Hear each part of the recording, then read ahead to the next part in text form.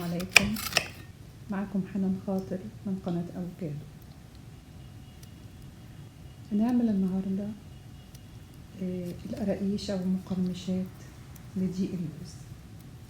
الصنف ده طبعا كيتو، لو كارب، يعني مفيش حرمان، يعني الواحد يقدر مع الكيتو يعمل أصناف.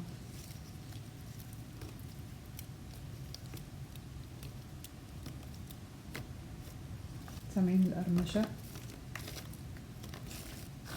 طعم جميل جدا، وفي نفس الوقت مقرمشة ولذيذة جدا. إن شاء الله تعجبكم.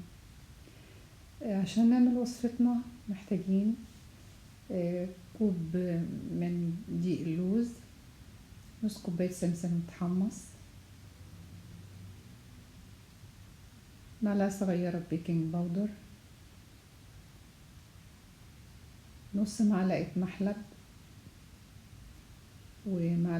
معلقة صغيرة ينسون، بذور اليانسون، معلقة صغيرة بذور الشمر، 3/4 معلقة كبيرة أو معلقة طعام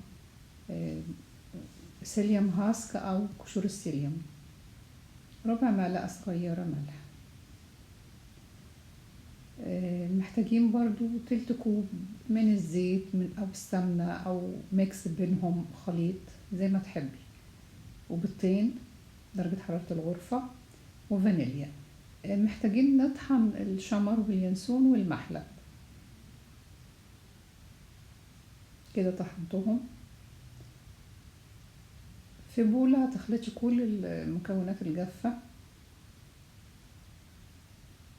دقيق اللوز والسمسم والشمر واليانسون والمحلب والبيكنج باودر، الملح، قشور السيليوم، نخلطهم كويس مع بعض.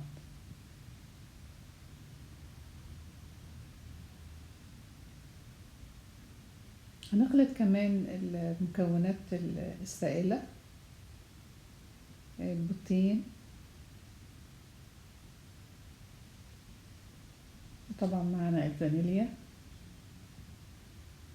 وتلت كوباية السمنة أو الزيت أو الزبدة.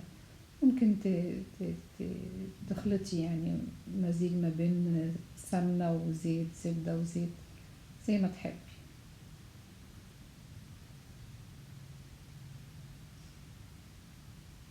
نخلطهم كويس وبعدين نضيفهم بعد كده على المكونات الجافة.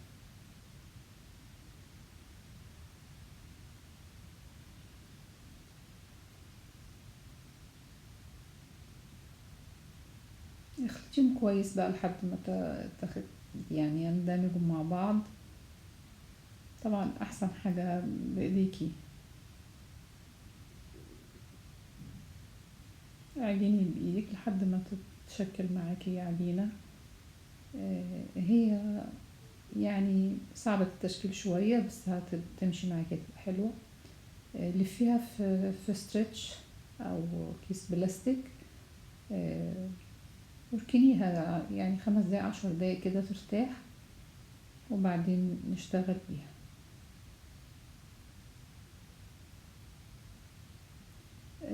على ورقة زبدة او مفرش خبز،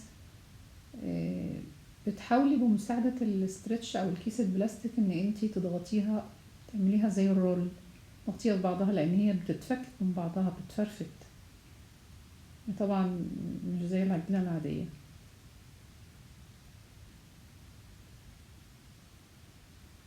وبعدين بايدك بقى تضغطي، حاولي تشكلي زي مستطيل كده،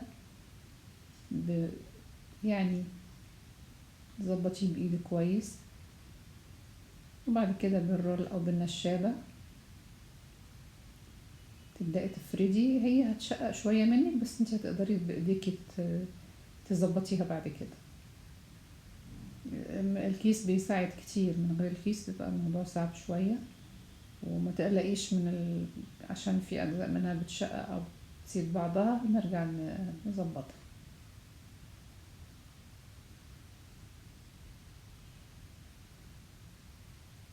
هتشيلي الكيس وتبدأي بقى تحاولي بإيدك كده من كل النواحي، من كل جنب، تظبطيها يعني مستطيل او مربع.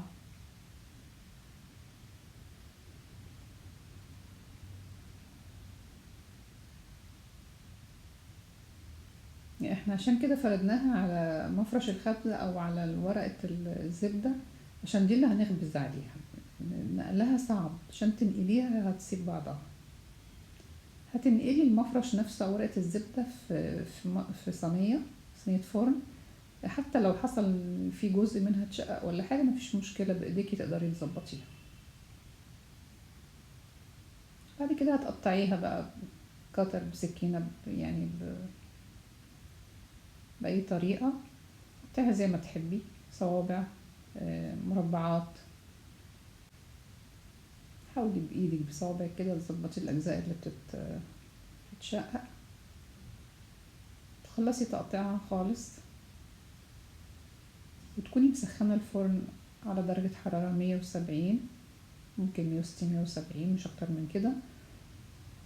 هتخبزيها لمدة، هتاخد معاكي حوالي تلت ساعة أو حسب فرنك. لما بعد ما تطفي عليها سيبيها في الفرن حوالي 10 دقايق كده قبل ما تطلعيها عشان تتماسك. بعد كده بقى بالسكينة بتساعدي يعني مكان العلامات اللي انت كنتش عاملاها او التقطيع اللي انت عاملاها، تلاقيها بسهولة بتتفصل من بعضها، مقرمشة جدا، طعمها حلو. يا رب تعجبكم. نتقابل في فيديو جديد ان شاء الله. الى اللقاء.